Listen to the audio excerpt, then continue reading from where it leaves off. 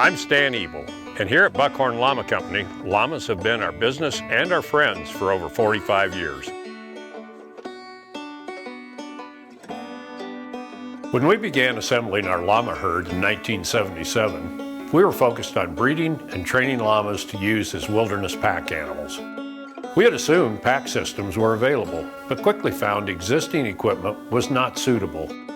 Llama packing originated in South America, but has remained primitive as natives simply lash bags to untrained llamas and herd them across the Altiplano. It was apparent we would need to design a pack system before we could realistically use llama packing as the premise for our business. So in 1980, we produced the first Colorado pivot pack for llamas.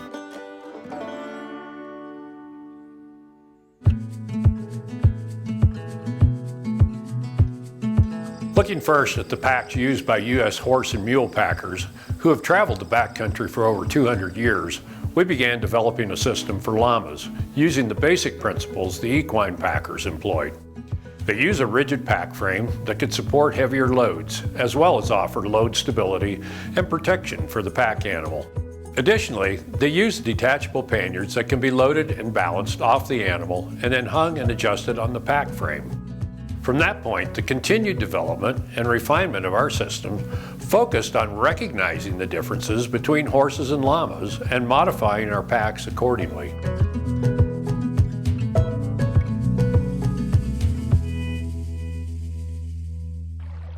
Horses and llamas have similar gross anatomy, but horses are bigger than llamas, and of course that creates some anatomical differences that need to be considered in designing a pack system.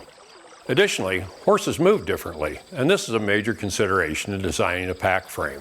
These differences affected pack frame size, design, cinching, stabilizing, weight distribution, and pannier design.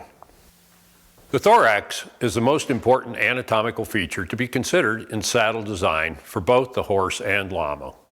The thorax is the front portion of the torso and is defined by the rib cage that extends off the sides of the thoracic vertebrae and is joined together on the bottom of the ribs by the sternum. This is the area that carries the saddle, and the saddle's design and construction dictates its comfort, stability, and safety.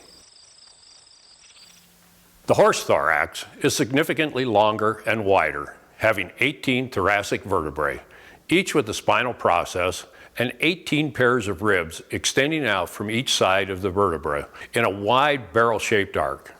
This provides a wide sloping back and a broad surface for a saddle to sit on. The llama has 12 thoracic vertebrae and 12 pairs of ribs that have minimal arc, causing the llama rib cage to be slab-sided, and the back offers minimal support surface. There is significantly less surface area off the side of the llama's spine, which dictates a narrow saddle design. We determined the effective weight-bearing area of the average llama's back to be 16 inches long and 8 inches wide, and built the frame with those dimensions in mind. One of the most important considerations for frame design for any species is avoiding contact with the animal's spine. That is why the safest and most effective systems incorporate some iteration of the crossbuck design to elevate the frame and span the spine so it doesn't make contact and put pressure on the spinal processes that stick up from each vertebra. These flat straps on our saddle that bear the load weight off either side of the spine are 2.5 inches wide and are 3 inches apart to stay off the spine. This places all the load weight of the frame on the llama's loin muscle on each side of the spine. The frame is designed to flex or pivot closely to fit the individual animal. There's a great deal of variation from llama to llama in prominence of the spine, muscle coverage, and body condition that can vary even at different times of year. The pivot feature allows immediate adjustment to these variables and allows one frame to fit different animals while protecting the spine. Equally balanced panniers hung on the opposing upright of the crossbuck produce a gripping effect that adds stability to the frame on the llama's back. There is also a degree of flexion that coordinates with the llama's rolling gait. It adds stability in off-trail conditions involving jumping and extended stepping both up and down. There is a marked difference in the top line of llamas versus horses. The llama's top line is level and slightly forward sloping from the croup to the withers. The withers are the top end of the scapula or shoulder blade. The horse's top line descends from the croup to the thorax, and then ascends from the thorax to the top line of the withers, the high point of the top line. The horse's withers are prominent and provide an anchor point to help keep a saddle from moving forward. The withers on a llama are subtle and not visually apparent and are located by palpation. Though not visually prominent, they are a significant consideration in designing a pack frame. Where the scapula joins the spine and ribs, a gap or depression is created. We designed our saddle to fit in behind the withers so that this gap is bridged and filled. A pad is required to cushion the frame's contact with the animal's back. We found the flat horse pads we tried initially created their own pressure points over the withers. To address this, we designed a pad that uses closed-cell foam bars under the weight-bearing flats of the frame. We tapered the foam bars to fit behind the withers so that the gap is bridged and filled. The foam bars also elevate the pad and create a furrow over the spine. As you can see here, the furrow functions to keep the pad from contacting the spine and creating its own pressure points. The face of the pad contacting the llama's back is made from a synthetic fleece that grips the llama's fiber to eliminate movement. We put Velcro tabs on the canvas top of the pad to attach it to the frame. Any movement of the frame is directed against the canvas top, which eliminates hot spots on the llama's back. We found this pad design markedly increased the saddle stability and comfort. As the interface between the llama's skeleton and the pack frame, the pad is foundational to the saddle and an indispensable part of the system. The pack frame has no front or back and can be mounted either direction on the pad. A D-ring marks the back of the pad, and that is its only function. It's important to recognize the back of the unit, the saddle and pad together, so the taper on the foam bars is placed at the back of the withers. We limit the size of the pad to just cover the footprint of the saddle frame. Dissipation of body heat and moisture is important to a llama's performance, and limiting the back area that does not have direct exposure to air is important. Correct placement of the front cinch and allowing for it to be tightened properly is very important to the stability of the saddle and the pad on the llama's back. Placing the cinch strap immediately behind the shoulder correctly places the tapered portion of the foam pad inserts on the back side of the withers. This also orients the cinch for tightening on the bony support structure of the sternum. The cinch straps on either side should be adjusted so the cinch is centered side to side on the sternum. The cinch ring should sit on the thermal window, located on the short-haired axial region immediately behind the front leg. This is a dependable reference point for cinch placement. To get the necessary tension on the front cinch, we use the time-tested cinch tie used for saddling horses and mules. We use the same tie on both sides of the saddle. There is significant tension on this cinch, and we do not use Fastex or quick-release buckles since they are prone to breakage, fatigue, and slippage. To prepare the llama for saddling, tie him high and tight to a solid fence or trailer. Prepare the cinches and straps for placement on the llama's back. Next, clean the back area over the thorax, checking especially for bigger items that could cause a hot spot or pressure point. Now place your left hip against his left shoulder and face the back of the llama. To saddle the llama, set the saddle behind the withers and center it side to side.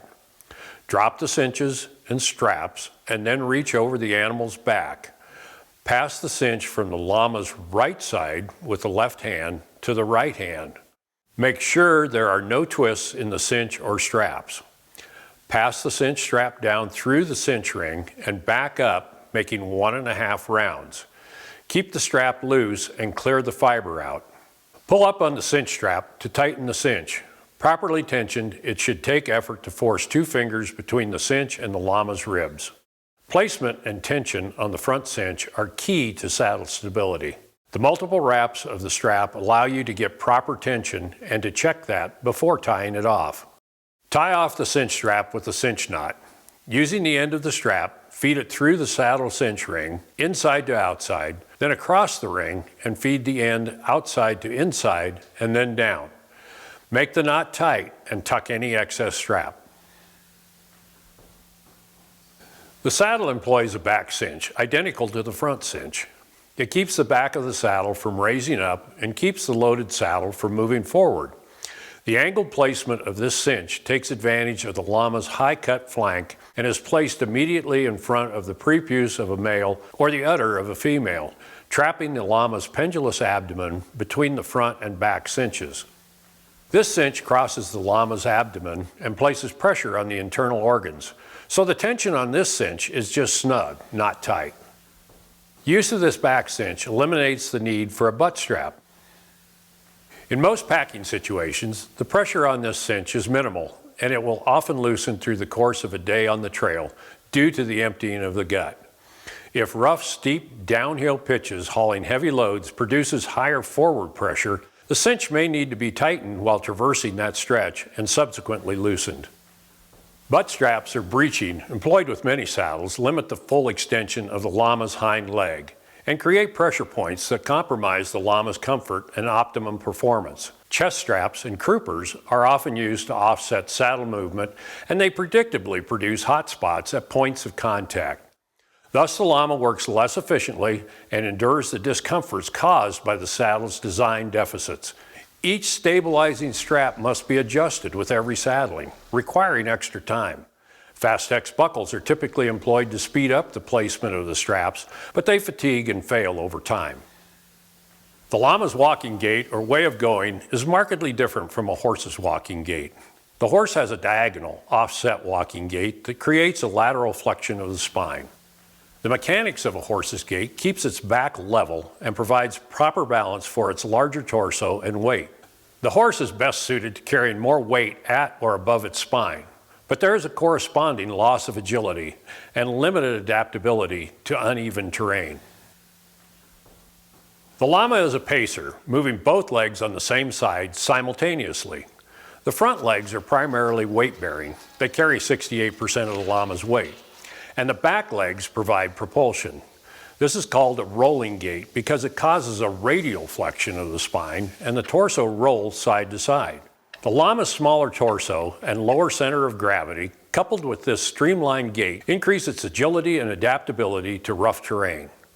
The pendulous abdomen and high-cut flank contribute to the increased agility, balance, and off-trail strength of the llama. The abdomen contains the llama's internal organs and places their weight forward on the front legs in contrast to the horse, whose internal organs extend into its hindquarters.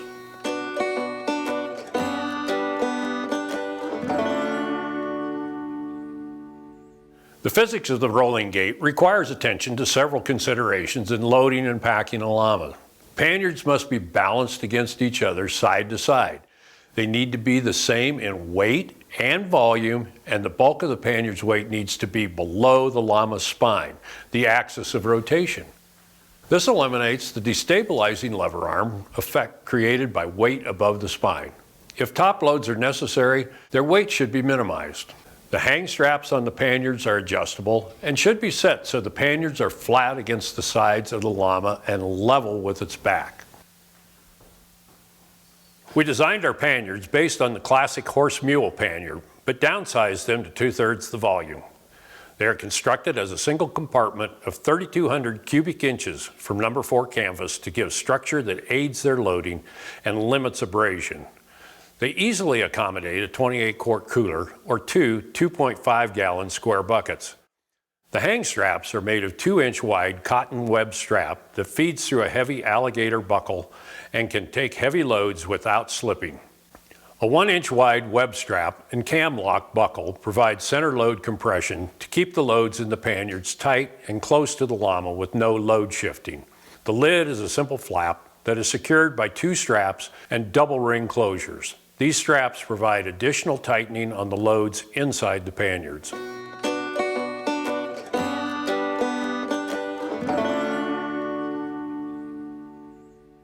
Putting panniers on the saddled llama can be done with 2 people if available, or they can be loaded by 1 person. If the panniers are being used for the first time using 2 people, set the hang straps to the longest setting and hang the first pannier by placing the load strap over the opposite crossbuck upright. Support the pannier while the other person loads their pannier from the opposite side.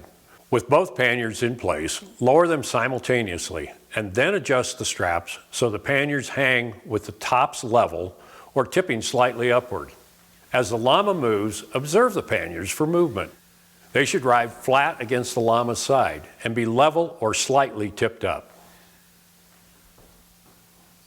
If one person is loading both panniers, stage the panniers close to the Llama and hang the pannier on the side closest to you first.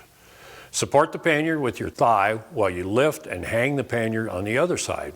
Lower it in place as you take away the support of your leg on the first pannier. Then adjust the hang straps as before. If the panniers have been used previously and the straps were adjusted, compare the length of the straps before hanging. One will probably be shorter than the other and should be placed first, with the longer set going on second over the first set of straps. Lead the loaded Llama as previously described and adjust the straps as needed.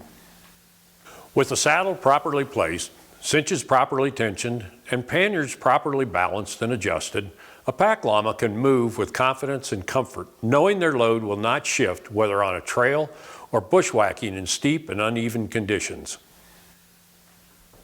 If necessary, lighter, bulky items can be top-loaded after hanging the panniers using the D-rings welded to the top saddle load bar. Cord or straps can be used to secure the items tightly to the saddle. The same principles of balancing the items and securing them close to the saddle to limit their leverage need to be observed. Items can be loaded parallel with the saddle midline, or longer items can be loaded across the saddle with ends supported on the panniers for greater stability. Cords or load straps can be threaded through the D-rings and wrapped completely around the top load to increase surface area grip and prevent slippage. Top loads should not extend beyond the front of the pad, nor should they extend to the back such that they hit the croup. There are a few basic principles to observe when loading the panniers with gear. In typical gear packing, we aim to load around 40 pounds in each pannier. Packing more compact and dense loads like meat and construction material, weights will likely be as high as 60 pounds per pannier. The heaviest items should be loaded at the bottom and in the center of the pannier's length. Pointed or protruding items should be kept away from the back side of the pannier. Keep items in smaller groupings and bags as you load panniers in pairs matched in weight. Light, bulky items should be placed at the top of the bag. The bulk of each pannier should be roughly equal. This can become a balance issue if dense, compact items on one side are being balanced against bulkier items on the other side. This often happens with construction, where heavy tools may be paired with bulky supplies. 40 pounds of supplies may require 45 pounds of tools to offset the leverage advantage of the bulkier supplies.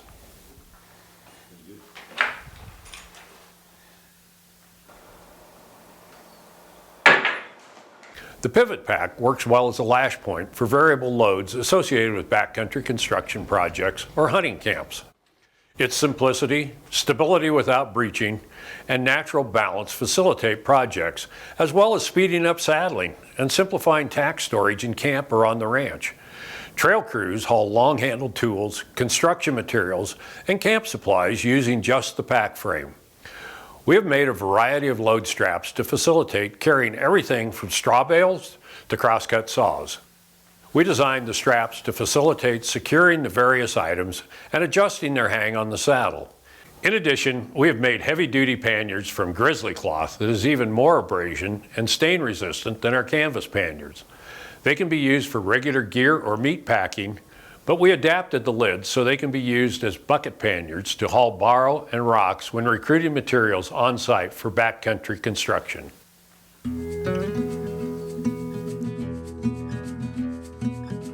The frame is made from sturdy brushed aluminum that gives lightweight, 6 pounds, and a self-maintaining surface that won't rust and resist scratching. The bottom strap of the frame gives lateral support for the flexion caused by heavy loads and carries the cinch riggings. We originally constructed the saddles from steel that increased their weight, 9 pounds, and they required powder coating. Aluminum construction has eliminated those two issues. We have been incrementally replacing these saddles with aluminum saddles for cosmetic and weight considerations. But these steel saddles, based on our proven design, are still functioning well after 40+ years of use. Number 4 canvas panniers resist abrasion and are substantial enough to hold repair patches if off-trail mishaps rip them. Depending on use, panniers last 10 to 15 years. In its 40 years of use, the Colorado Pivot Pack has packed equipment for pack trips, carried meat, hides, and horns from successful hunts, weapon systems for special forces, scientific and photographic instruments, and all manner of construction materials and tools for wilderness trail crews. It has proven its dependability, rugged simplicity, durability, versatility, and safety throughout all those years of heavy use. Thank you.